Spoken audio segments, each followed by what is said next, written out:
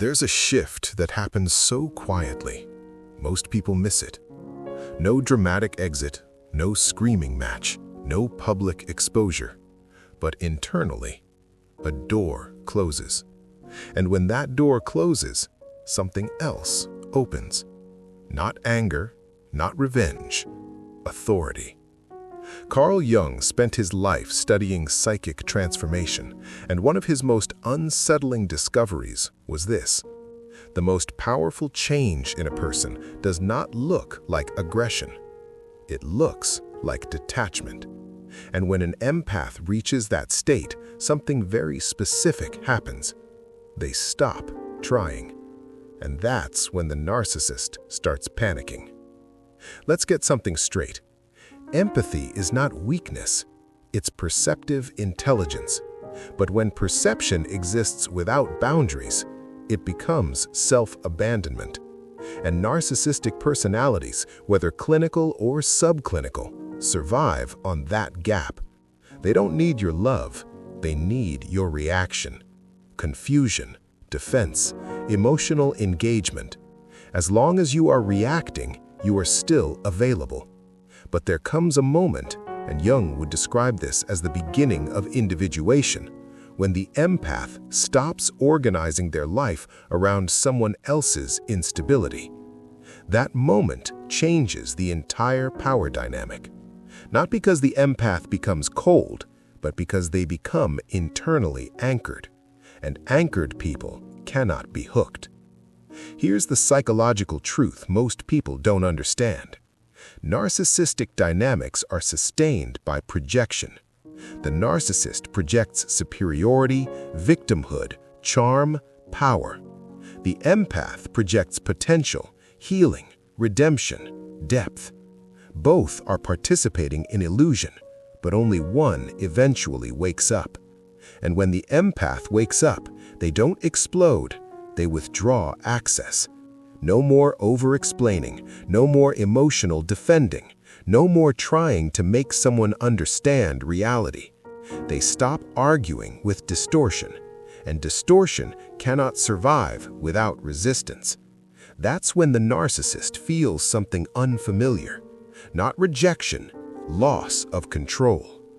Jung described a principle called enantiodromia, when something pushed to the extreme turns into its opposite.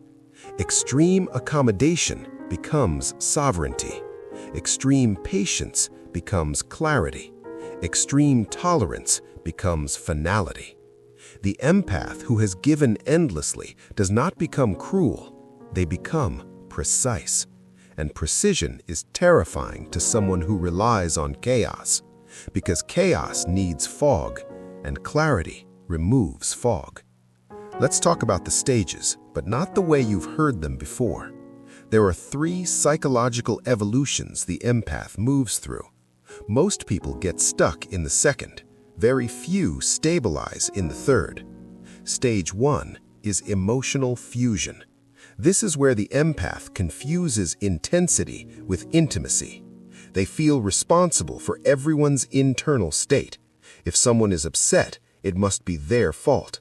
If someone withdraws, they must fix it. Their empathy has no perimeter, and narcissistic personalities sense this instantly, because an unguarded nervous system is easy to enter. Stage 2 is cognitive awakening. This is where the empath begins to see patterns. They notice cycles, love bombing followed by withdrawal, affection followed by subtle devaluation, apologies without behavioral change. They start asking, why does this feel like a loop? But here's the hard part. Seeing the pattern doesn't mean you're free from it. Awareness hurts before it liberates. This is the stage of internal war. Part of you still hopes, part of you knows. And narcissists escalate here, not strategically, but instinctively, because they can feel the shift. And when they feel it, they apply pressure. More charm, more guilt, more confusion. They are not strengthening control, they are trying to prevent collapse. Energetic sovereignty. This is rare. This is where the empath becomes selective. The empath no longer absorbs, they observe. They no longer chase closure, they accept data. They no longer try to repair dynamics that require self-erasure. And something fascinating happens here. Their nervous system calms down, their voice slows, their responses shorten. They stop filling silence, and manipulators experience something they cannot tolerate: irrelevance.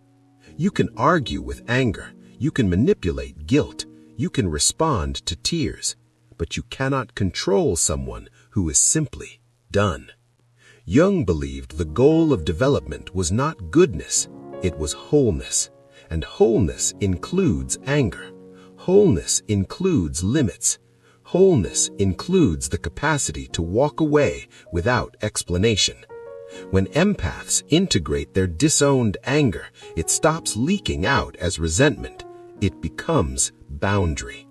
When they integrate their shadow, they stop outsourcing strength to other people. And this is where psychic vampirism collapses. Because vampirism requires supply, supply requires reaction, and sovereign empathy does not react automatically. It chooses.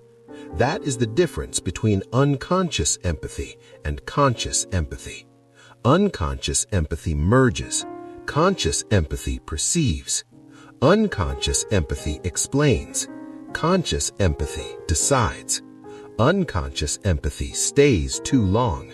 Conscious empathy leaves when alignment is broken. Now, here's the part no one says out loud. When the empath withdraws emotionally, the narcissist is forced into contact with themselves.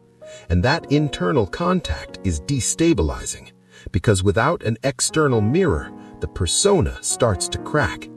Jung warned that the persona, the social mask, is useful early in life, but when it becomes the entire identity, it becomes fragile. The narcissist must perform constantly.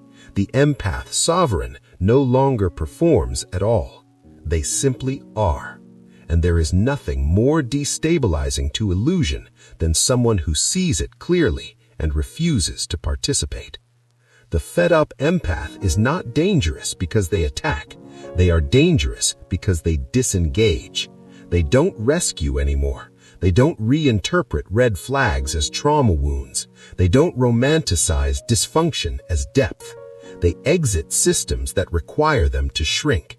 And when empathy exits a dysfunctional system, that system collapses under its own instability. That's the real shift, not aggression, withdrawal of psychic investment.